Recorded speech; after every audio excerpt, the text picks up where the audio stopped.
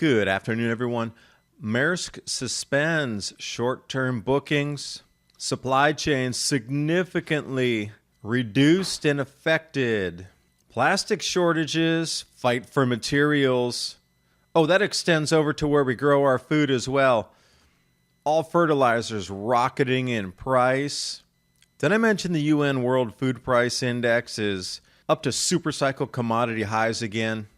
This is the Everything Shortage. The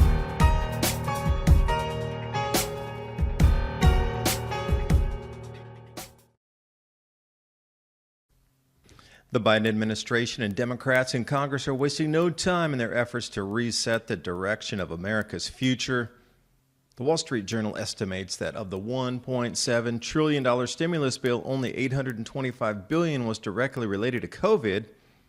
And it's estimated that 2021 will include another $3 trillion in stimulus money printing, bringing the total to $6.3 trillion in 2020 and 2021 alone. And that's why you'll instantly understand when Wells Fargo and Goldman Sachs both say it's the time to buy gold. It's time to heed that advice.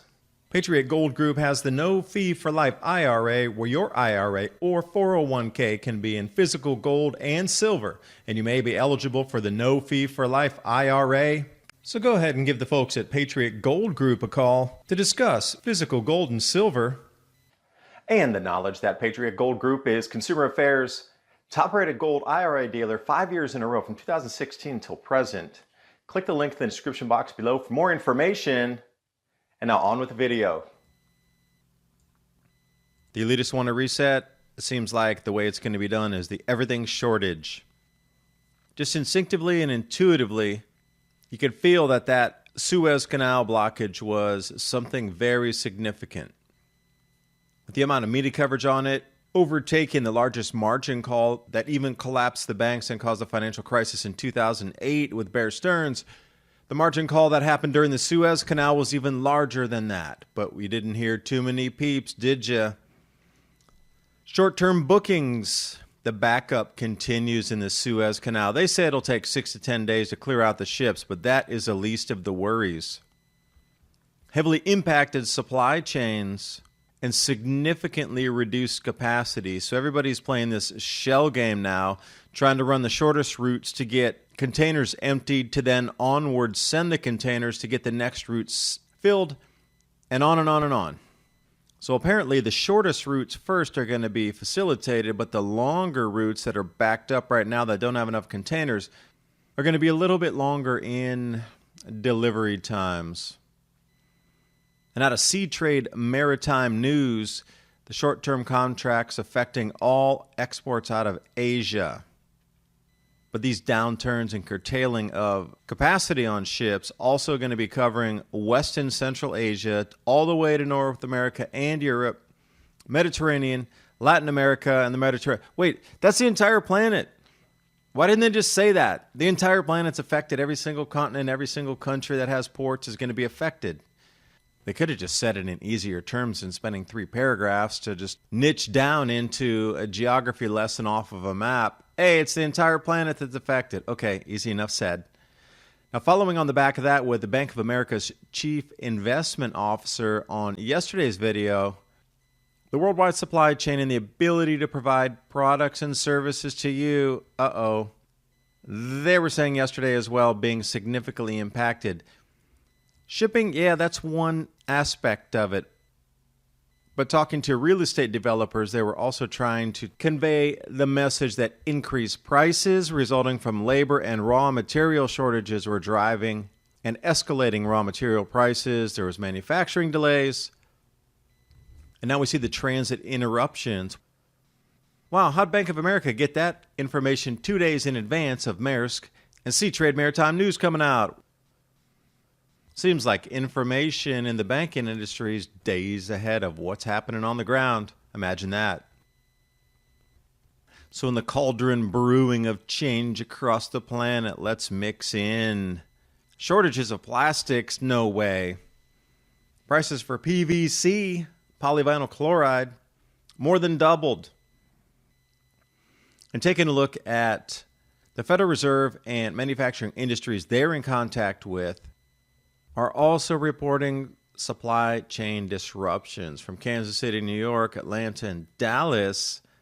Why is Kansas City 85% of all manufacturing firms are experienced or have experienced supply chain disruptions? And it decreases. Dallas has the least of it. Instead of asking the question, what's your favorite color, I should ask you, what's your favorite plastic? Because we know PVC jumped in price. And now we see polyethylene and polypropylene, you know, the rope stuff, jump in 10 years, biggest increases, and they won't ease until the end of the year. So that comes straight from Business Insider, the fight for materials amongst retailers, car makers, and you, the individual trying to grow your own food at home. All of these giant spikes in price for everything across the board won't see any let up until December or November at the very earliest. Why would I even bring this up? If you have a greenhouse and you want to put 6 mil poly over that, you're just affected. Your price has just doubled.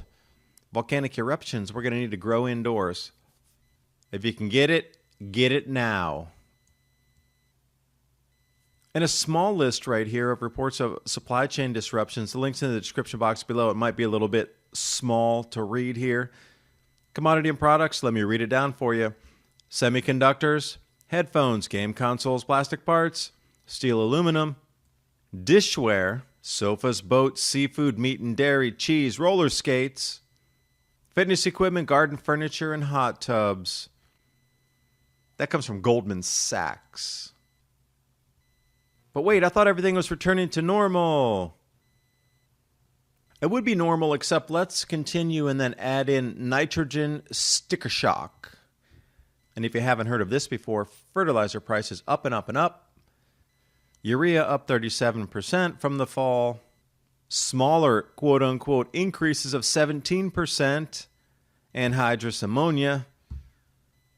And everything across the board up almost 10% from last year. And perusing the news, we saw the Agricultural Economic Insights as well talking about higher food.